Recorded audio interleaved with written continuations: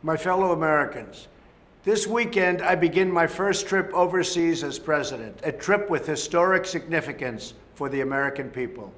I will be visiting with the leaders in many different countries to strengthen our old friendships, build new partnerships, and unite the civilized world in a fight against terrorism. In that spirit of unity, I will travel to lands associated with three of the world's great religions. My first stop will be Saudi Arabia, the heart of the Muslim world. There I will address a historic gathering of the leaders of more than 50 Muslim nations. I will represent the views of the American people frankly and clearly. Many of these leaders have expressed growing concern about terrorism, the spread of radicalization, and Iran's role in funding both. Now it appears Muslim leaders are ready to take more responsibility and a much bigger role in fighting terrorism in their region. It's about time we do it.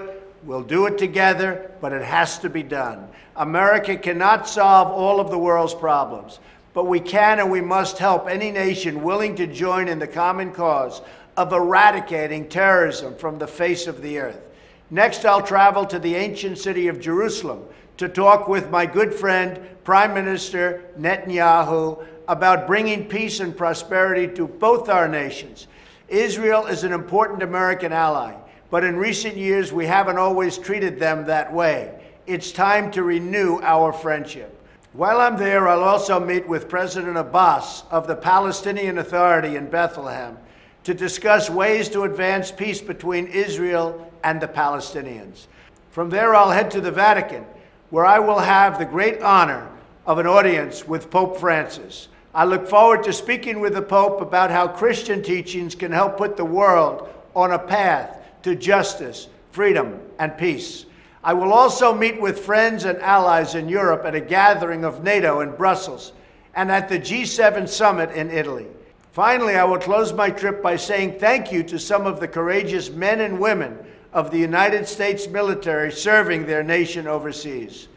In my inaugural address, I pledged to strengthen America's oldest friendships, to seek new partners in pursuit of peace, and above all, to always put American people first.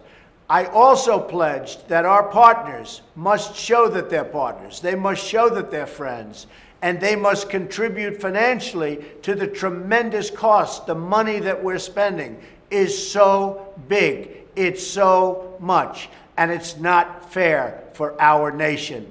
They have to help, and I'm sure they will. The fact is, I'm very excited about new possibilities for peace and prosperity, and I hope you are too. Thank you, God bless you, and God bless America.